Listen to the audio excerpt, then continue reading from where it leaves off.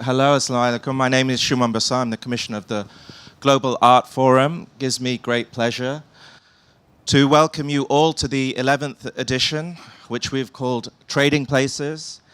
And for those of you old enough, it is a homage to when Eddie Murphy made really funny issue-based feature films. And maybe we have Ronald Reagan to thank for that. And who knows what kind of cinema we might be seeing in the next few years. So just to get going, a few words about the forum, perhaps for any of you who are here for the first time. We turned 10 years old last year, and over that period, we've tried to take the cultural temperature of our current moments in time. The forum prefers continuity over pure novelty. As such, there are always overlaps or echoes between the editions. Guests often come back, building up a long-term set of inquiries. Someone once described us as a cross between a university and a port. Previous editions have dealt with media, language, historiography, technology, and the future. So this chosen theme is always an opportunity also to invite guest directors. They take our initial impulse into surprising directions, and I'm grateful to all of them over the years, and many of them, like Uzma Rizvi and Omar Barada, are sitting in the audience. So that brings me to this year's co-directors. To my left, Antonia Carver needs very little introduction in this context. From 2010 to 2016, she was the director of Art Dubai, during which time initiatives like the Global Art Forum and other non-profit program grew in stature and scale and ambition. She's now the director of Art Jamil, whose new public venue has opened this week in Al Sakal Avenue. And they're also building a new multi-performance, multi-program venue, which will open... Winter 2018. Winter 2018.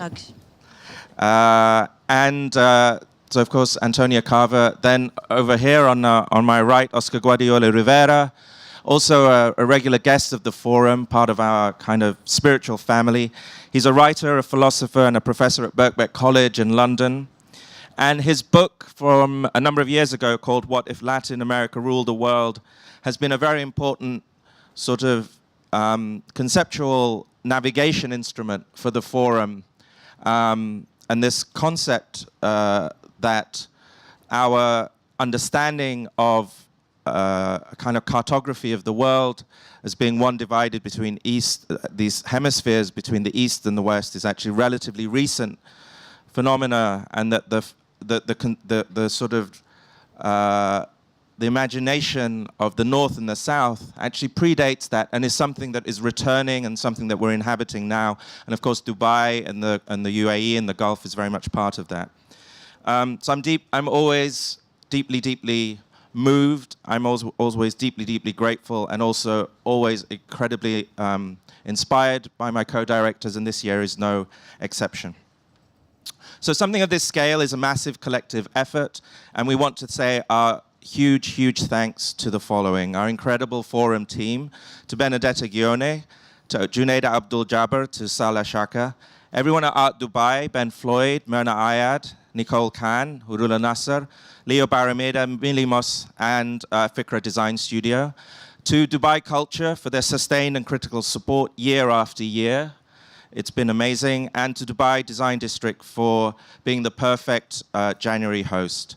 Sultan Saud Al-Qasimi and Uns Katan are forever indispensable to the forum. To all our volunteers here, we owe you big time, and everyone else involved, shukran. Will you please give a huge round of applause and thanks to everyone. So trade. Why trade now? Recently, at the Davos Forum, China's President Xi Jinping warned that, quote, "Pursuing protectionism is like locking oneself in a dark room. Wind and rain might be kept outside, but so are light and air." And he also added, "No one will emerge as a winner in a trade war."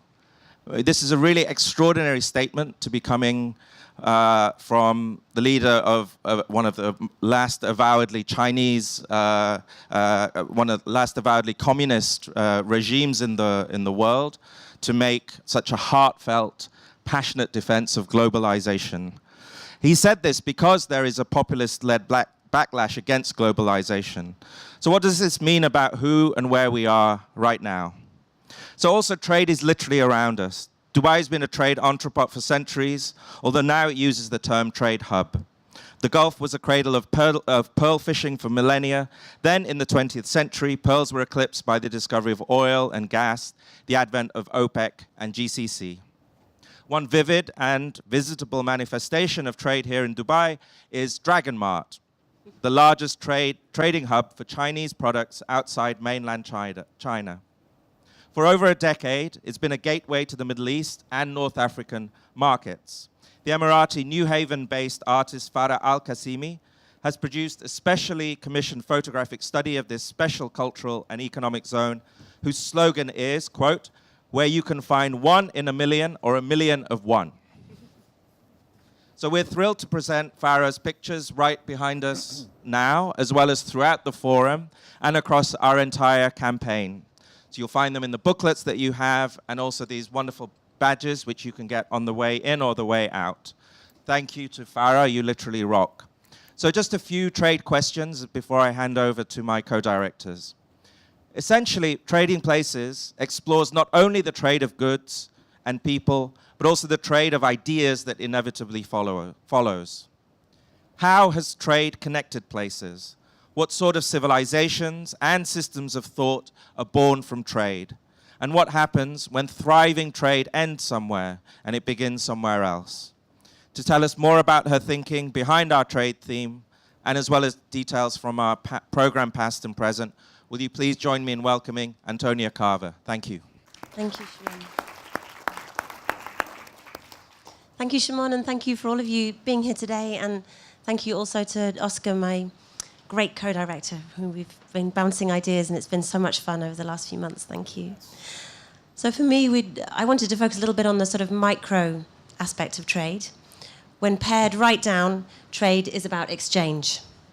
And it's no accident that the fundamental practice of gift-giving and receiving between communities since time began is the first thing that anthropology students learn in their study of the nature of human society. As humans, we make things because we want to give them away, usually in exchange for something else. And when we gift or exchange something, we give something of ourselves. Ultimately, the act of trade is an exchange of self.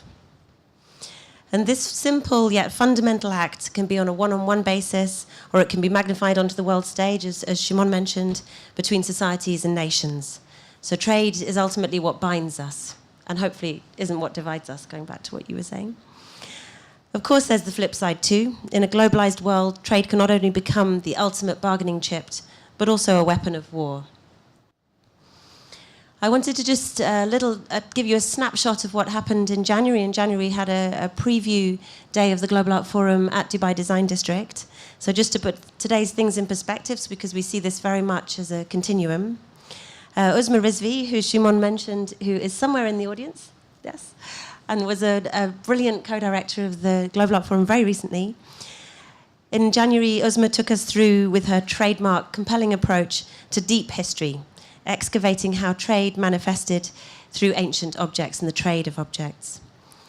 Uzma was followed in January by a dream panel of eclectic architectural and historical wisdom, with Todd Rice, Noura Al-Sayah, and Wael Al-Arwa debating the role that trade plays in how we imagine and create buildings. Mirna Ayad, the Art Dubai director, took us on a tale, one of our art trade tales, looking at the exchange of the Chamonix for a de Kooning painting through Tehran, Geneva, airports, all over the world. It was an incredible story. And we ended in January with a special composition by Emeka Ogbo, who literally brought a market, well, in oral terms anyway, brought a market in Lagos right into the heart of D3 with a special performance. Just turning to today, I'm going to give just a very whistle-top tour of what you've got coming up. We accelerate with Stephanie Bailey, Mohammed Salmi, Oscar Murillo, and our very own Oscar. We go to the desert with Omar Barada. We explore the exchange of gold between India and the UAE with Sultan Al-Qasimi, Dr. Jana Hardan, James Onley, and Neha Vohra. We take to the seas with Laleh Khalili. We take off with Paul Griffiths, the CEO of Dubai Airports. And in between, over the next couple of days, we have more of our art trade tales. Sadly, Catherine David couldn't be with us today, so we have a little break later in the program. But Nada Shabout is here, and she's one of our art trade tales for today, leading that program. We commissioned these speakers, so tomorrow we also have Iftikhar Dadi and Christine Khouri as well picking up on this thread. We commissioned these 4 speakers to look at the ways in which art, single artworks, paintings mainly from the modernist era, took a journey of their own and became animate objects and illustrations of the act of trade in the art market, but also through that journey, or shed light onto social, environmental, aesthetic, and many other tropes of our time. I think I can see Shumon's looking at his watch, and Oscar has lots to say too. So I'll hand over to you now, Oscar, and thank you so much again. Enjoy the next 3 days. I'm going to try and be very brief. I just want you to remind yourselves that we very often mark special occasions and even the beginning or rebirth of time with, as Antonia just told us, the giving of a present. And when we do that, we not only give an object, we give ourselves in the object. And this is a fact that has been understood by pretty much every civilization way before we use the terms globalization and, of course, well before the idea of commerce even began. It had to do with the fact that there is something that we can call the law of exchange, which is inevitable. And in accordance to that law, there is always a self and an other. There has to be an other for there to be a self. There has to be someone that receives the present and in doing so becomes obliged to return something, himself or herself. I'm very interested in the rhythms of that exchange, but also in the fact that also since the beginning, the dawn of time, humankind has dreamt with the time, has dreamt with the possibility of fixing that fleeting moment in time in which we could avoid the law of exchange. That is to say, to enjoy without sharing, keeping everything to oneself. That's precisely what has always been impossible, and that's precisely what is so worrying about current times, that there are those who want to hide themselves behind walls once more. But we know that every time someone tries to do that, they fail. And that has to do precisely with these rhythms, with the way in which we give birth to time in the very act of giving and receiving. It might be that we do so in order to accelerate time, to get either to the end of time or to realize that there is no end in time, that actually if you accelerate between now and the future, the result is zero. And what matters is now time, to act now, to give now, to do something now. So whether associated with technical evolution and Promethean hubris, speed has been both admired and seen with suspicion.